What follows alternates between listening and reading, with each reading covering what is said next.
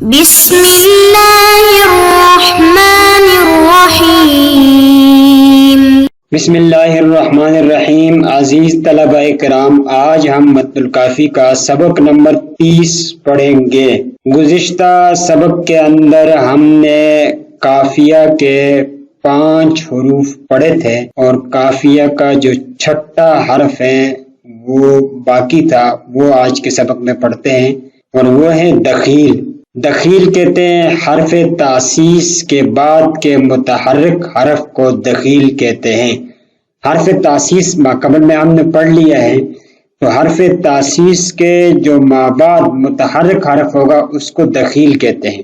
جیسے ہم نے ماقبل میں ایک لفظ پڑھا تھا، ایک شعر کے اندر ایک لفظ پڑھا تھا سالم، اور اس میں ہم نے بتایا تھا کہ سالم سارا کا سارا قافیہ ہے، تو اس قافیے کے اندر جو الف ہیں یہ الف تاسیس کا ہے۔ تو اب یہ الف تاسیس کا ہے، اس کے بعد متحرک لفظ لام ہے، سالم میں لام متحرک ہے، لہٰذا یہ جو لام ہے اس لام کو دخیل کہا جائے گا۔ تو یہ اس کی چھٹی قسم تھی جو مکمل ہو چکی ہیں۔ یوں ہم نے قافیہ کے اندر جو 5 باتیں پڑھی تھی، ہم نے بتایا تھا کہ قافیہ کے اندر 5 ابحاث ہیں، اس میں سے اس کی تعریف اور اس کے حروف ہمارے مکمل ہو چکے ہیں۔ اب اس کی عبارت بھی ہم مکمل کر لیتے ہیں اور پھر آگے چلتے ہیں۔ بسم اللہ الرحمن الرحیم۔ العلم الثانی فیہ 5 اقسام۔ دوسرا علم، اس کے اندر 5 اقسام ہیں۔ الاولی، پہلا، القافیہ، تو پہلا قافیہ کے بارے میں یہ قافیہ کی تعریف ہے اور اس کی تعریف انہوں نے لکھی ہے، وَهِيَ مِنْ آخِرِ الْبَيْتِ إِلَىٰ أَوَّلِ مُتَحَرِّكٍ قَبْلَ سَاكِنٍ بَيْنَهُمَا۔ کہتے ہیں دوسرا علم، اس کے اندر 5 اقسام ہے۔ پہلا اس میں قافیہ کے بارے میں اور قافیہ کی تعریف کی ہے۔ سب سے پہلے تو یہ جانے کہ قافیہ قوافی کی جمع ہے اور اس کا معنی کفایقفو، کفون کا معنی ہوتا ہے تابع، اتباع کرنا، پیچھے چلنا۔ تو قافیہ شعر کے آخری متحرک حرف سے پہلے جو ساکن ہوتا ہے اور اس کے بعد جو متحرک ہوتا ہے وہاں سے قافیہ شروع ہوتا ہے، یعنی شعر کے آخر میں 2 ساکنوں کے درمیان متحرک حروف اور وہ متحرک حرف جو پہلے ساکن سے پہلے ہیں ان سب کے مجموعے کا نام قافیہ ہے۔ پھر کچھ باتیں اور بتائی تھی کہ وقت تکون بعض کلمت، بعض اوقات یہ ایک کلمے کا جز ہوتا ہے قافیہ۔ وہ بیتہ، اس پر ایک شعر ہے کہ وقوفا بہا صحبی علی متیہم یقولون لا تہلک اسن و تحملی۔ اس کا ترجمہ یہ ہے کہ اس حال میں میرے دوست رکے اس مقام پر میری وجہ سے، اور وہ اپنی سواریوں سے کہتے ہیں کہ آپ ہلاک مت ہونا غم کی وجہ سے، بلکہ آپ برداشت کرو اور صبر کرو، یعنی میری وجہ سے میرے دوست فلاں مقام پر رکے ہوئے ہیں اور اپنی سواریوں سے وہ بار بار کہتے ہیں کہ غم کی وجہ سے آپ ہلاک مت ہونا بلکہ آپ صبر کریں۔ تو یہاں ہم نے بتایا تھا تحملی میں جو ہا ہے یہ متحرک ہے، اس کے بعد میم ساکن ہے، تو ساکن سے پہلے ہا متحرک اور ساکن کے بعد لام متحرک۔ اے تحملی، تو حملی یہ پورا کا پورا قافیہ ہے جو کہ پورا جز نہیں ہے بلکہ بعض جز ہے، تو یہ بعض جز بھی بعض اوقات قافیہ بنتا ہے۔ وہی من الحاء الی الیاء، اور وہ ہا سے یا تک ہے، چونکہ لام پر کسرہ ہے اور کسرے کو جب کھینچتے ہیں تو یا بنتی ہے، اس لیے انہوں نے فرمایا من الحاء الی الیاء۔ وکلمۃ، اور بعض اوقات یہ فرما رہے ہیں وکلمۃن، اور بعض اوقات قافیہ پورا کلمہ ہوتا ہے، قولی، اس پر بھی شاعر کا قول ہے، کہتے ہیں ففاضت دموع العین منی سبابۃ علی النحر خط بل دمعی محملی۔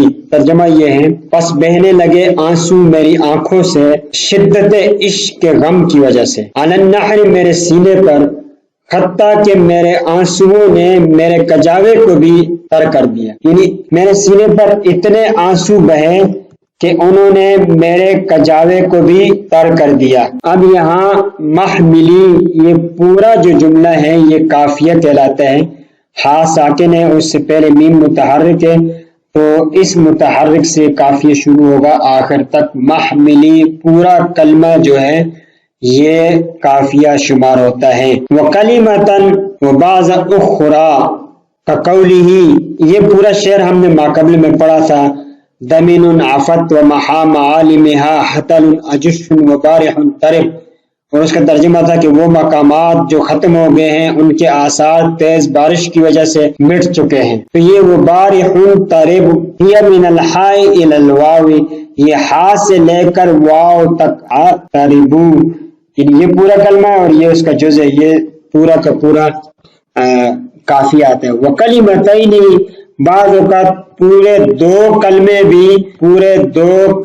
بھی کافیہ ہوتا ہے۔ اس پر انہوں نے شعر لکھا ہے، کرٌ مفر مقبل مدبر معا کجلمود صخر حتہ السیل من عالٍ، مکر آگے بڑھنے والے گھوڑے، مفر پیچھے ہٹنے والے گھوڑے، مقبل آگے بڑھنے والے گھوڑے، مدبر پیچھے کی طرف سے حملہ کرنے والے، معاً ایک ساتھ، پلٹنا جھپٹنا جھپٹ کر پلٹنا، کہتے کجلمود صخر حتہ السیل من عالٍ، تو یہ گویا کہ ایسا ہے، ایسے چٹان کے بڑے پتھر کی طرح ہے جسے گرا دیا گیا اس سیلاب کے اوپر سے۔ تو ایک تو سیلاب آ رہا ہو، پھر اوپر سے بڑے چٹان کو آپ گرا دیں تو وہ کتنے جلدی میں آگے بڑھتا ہے۔ اس ترتیب سے یہ گھوڑے آگے بڑھتے ہیں، پیچھے بڑھتے ہیں، حملہ کرتے ہیں، تدبیر کرتے ہیں۔ تو من عالٍ، یہ دو کلمے ہیں جو کہ دونوں کو دونوں کافیہ بنتے ہیں، اس لیے کہ نون ساکن ہے اور میم متحرک ہے، تو یہاں سے متحرک سے یہ شروع ہوگا، من عالٍ پورا کا پورا یہ کافیہ بنتا ہے۔ ہی من الی الیاء، یہ من الی الیاء، یہ من ایک من بمانی سے، یعنی یہ من سے لے کر یا تک یہ سارا کا سارا کافیہ بنتا ہے۔ یہاں پر ایک اعتراض بھی ہوتا تھا، ہم نے بتایا تھا جب سبق کی تشریح کر رہے تھے کہ من کو من پر داخل کیا گیا، یعنی حرف کو حرف پر داخل کیا گیا، تو اس کا جواب ہم نے دیا تھا کہ ایک من بتاویل لفظ اسم ہے، لہذا پتہ یہ چلا کہ من حرف اسم پر داخل ہوا ہے، حرف پر داخل نہیں ہوا۔ الثانی حروفها ستۃ، دوسرے کافیے کی دوسری قسم ہے حروف، اور وہ اس کے حروف پیچھے، اولها روی، پہلا حرف روی ہے، اور اس کی انہوں نے تعریف کی ہے، وَهُوَ حرف بنیت علیہ القصیدۃ، حرف روی وہ حرف ہے جس کے اوپر قصیدے کی بنیاد ہو، وَنُسِبَتْ الیہ، اور وہ قصیدہ اسی کی طرف منسوب کیا جائے تو یہ حرف روی ہے۔ ثانیہ الوصل، اور دوسری حرف کی دوسری قسم ہے وصل، وَهُوَ حرف لین ناشئ عن اشباع حرکت الروی، یعنی روی کی حرکت کو جب آپ کھینچیں گے تو اس سے جو پیدا ہوگا، حرف لین جو اس سے پیدا ہوں گے تو وہ وصل کہلاتا ہے۔ او ہاء تلیہ، یا وہ ہا جو اس کے ساتھ ملی ہوئی ہو، فالالف کقولی، الف کی انہوں نے مثال دی، یعنی فتح کو ہم نے جب کھینچا تو اس سے الف بن جاتی ہے۔ مثال ہے اکل اللوم عازلہ والعتابہ، یہ عتابہ ہے، اس کو کھینچا ہے، والعتابہ ہو گیا، اشباہ کی وجہ سے یہ الف پیدا ہوا، تو یہ الف وصل کا ہے۔ ملامت اور عتاب کرنے والے اپنی ملامت اور عتاب کو کم کریں۔ والواو بعد ضمۃ، اسی طریقے سے واو جو ضمے کے کھینچنے سے بنتا ہے، کقولہ، اس پر انہوں نے ایک شعر لکھا ہے، کہتا ہے کہ سقیت الغیث ایتھا الخیام، میم ضمے کو کھینچا تو اس سے واو پیدا ہوا۔ اس کا جو پہلا مصرع ہے وہ ہے متا کان الخیام بذی طلوع سقیت الغیث ایتھا الخیام، جب خیمے لگے ذی طلوع نامی مقام پر تو نفع بخش بارش سے سیراب ہوا کرتے ہیں۔ اے خیمے والو، اس شعر میں یا میم پر جو ضمہ تھا اس کی حرکت کو جب ہم نے کھینچا تو اس سے واو بنا۔ اسی طریقے سے والیاء بعد کسرۃ، یا جو کسرے کو کھینچنے سے بنتی ہے، کقولی، اس پر انہوں نے شعر لکھا ہے، کما ذلت الصفواء بالمتنزل، یہ اصل میں ماقبل میں کچھ اور شعر ہیں، اس شعر کو ملا کر اس کا ترجمہ کیا جاتا ہے تو پھر سمجھ میں آتا ہے۔ بہرحال اس کا ترجمہ یہ ہے، گھوڑے کی پیٹھ کی چکناہٹ اتنی زیادہ ہے کہ اس سے نمدہ گر جاتا ہے، جس طرح گر جاتی ہے بڑی چکنی چٹان سے بارش کا پانی، تو جس طریقے سے بارش کا پانی ایک صاف چٹان ہو تو اس کے اوپر سے جیسے گرتی ہے، اس ترتیب سے گھوڑا اتنا ملائم قسم کا ہے کہ اس سے نمدہ گر جاتا ہے۔